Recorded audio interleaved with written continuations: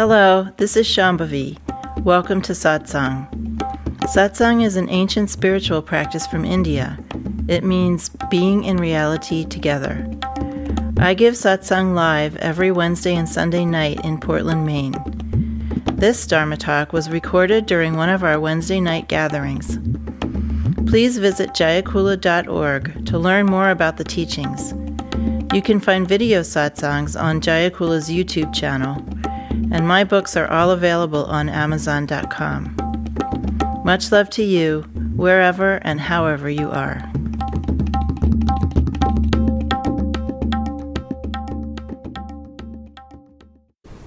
I've talked about denaturalization, and that things have to seem odd. Our normal ways of doing things, our normal patterns of body, energy, and mind have to become odd to us. And that's a good sign when things start to feel a little awkward. Things that felt normal and natural and even somewhat unconsciously right start to seem like, wait, why am I doing that? Why is everyone else saying that? Why am I feeling that? So this is from Tulku Urgyen Rinpoche. Ordinary people do not question the commonly accepted version of reality. They conform to the standard values of subduing enemies and cherishing friends and family. Materialism, ambition, and mundane achievements are the worldly hallmarks of success. We experience the phenomenal world and our minds as solid and truly existent. Very few people doubt these assertions and question their validity. Yet the process of disbelief is the first step on the spiritual path. Mm-hmm. I thought that was really beautiful.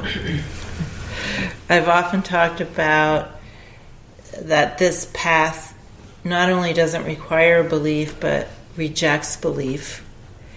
And that especially believing the words of the teacher, or trusting or having faith in what the teacher is saying is actually an impediment. Because it means that you're just kind of handing over your power. You're already foreclosing on you doing the work to find out for yourself.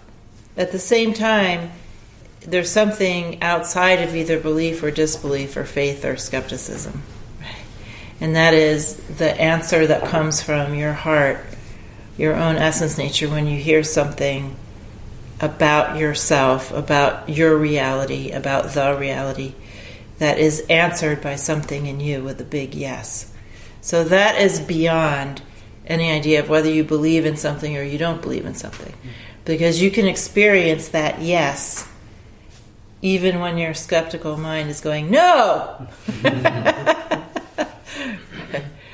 So not only do we have to not relate to our teachers and the teachings with blind faith or trust or belief, but we also have to start disbelieving in things that we accepted as normal, true, natural, and right before.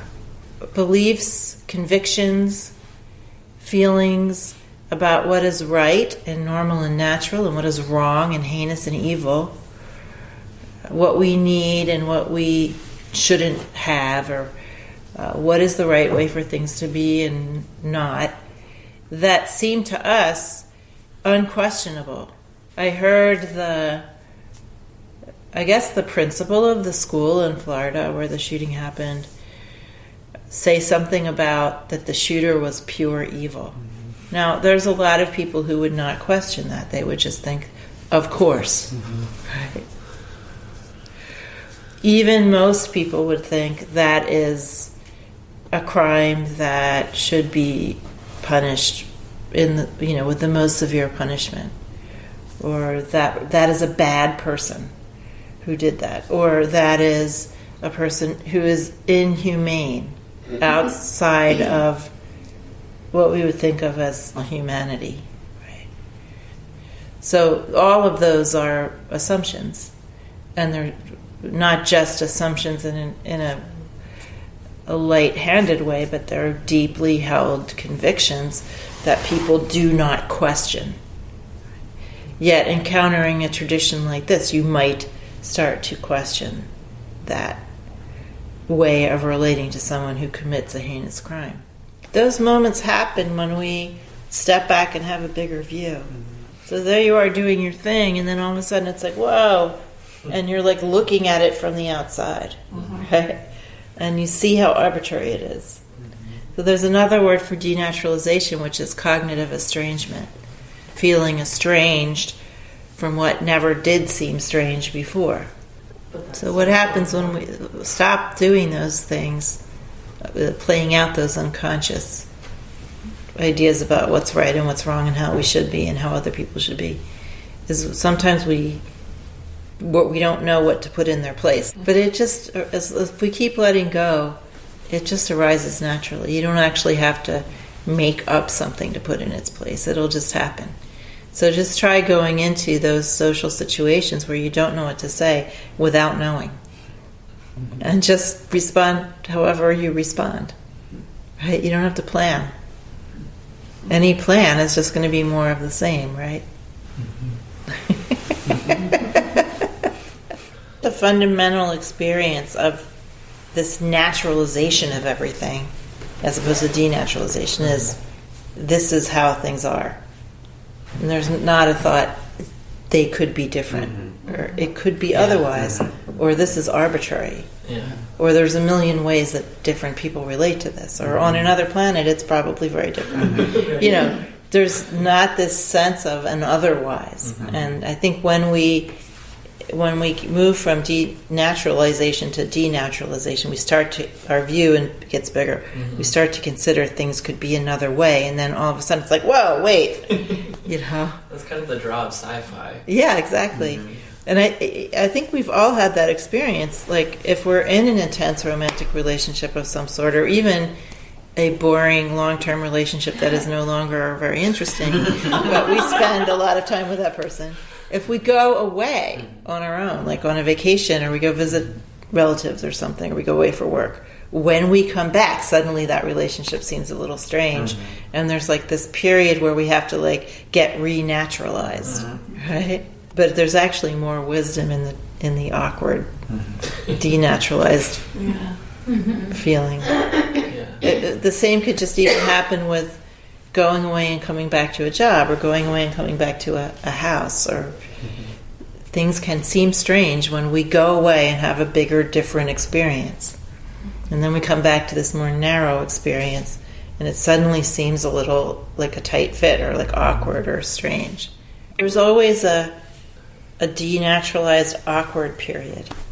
Sometimes there's a shocking experience can be denaturalizing. I'm thinking about Fukushima after Fukushima happened. It was the first time I had really looked at the reality that life as I knew it could completely unravel, and I felt that kind of wear away over time. But and then Trump, right? Yeah, those big events do. First of all, again, they pull us out of our little bubble or pod. They make us think of a bigger view, experience something on a bigger scale. They rip us out of our everyday routine. I mean, even something like you're just in your kitchen and then you cut yourself and you have to go to the hospital and get stitches. I mean, even that can have a beneficial kind of, encounter with impermanence. You're not just like mired in your normalcy of your everyday. I was in my kitchen and now I'm in the emergency room. Totally unplanned, That can actually be good if you could hold on to it, that experience. It seems like these young people at Parkland are having some of that, like this clarity that comes with a shocking experience. Yeah, that's a good insight. That's why we use shock in the tradition, to induce openness and clarity, to like open one's view instantaneously and then have more clarity. slightly shocking mantras, or teacher acts in a shocking way, or says something you don't expect in a shocking way. We should try to not reestablish a sense of normalcy. Or just be like, Well, routine is healthy, right? It's good for your doshas. It's good for your 5 elements. It's good for your practice to have routine. But we always want to be having our routine within awareness of the biggest view possible. So in a sense, it's like yes and no, right? I hear that. Yeah. In this tradition, we're always trying to work skillfully with the relative while always remembering the absolute. That's one of the things that makes this tradition what it is. It's one of the features. So if you could even, for instance, just think of the sky while you're going about your day, while you're making your tea, and while you're talking to a coworker, and if you could just think of the sky, that would be a great thing. That's one of the reasons we think of our teacher when we're out and about, why we do Guru Yoga, so that we can have that experience of space, of bigger view when we're doing our little things that we do every day. Jayakula is a nonprofit community offering opportunities to learn and practice in the direct realization traditions of Trika Shaivism and Dzogchen. We are based in Portland, Maine and Portland, Oregon. Visit jayakula.org to explore more of our offerings.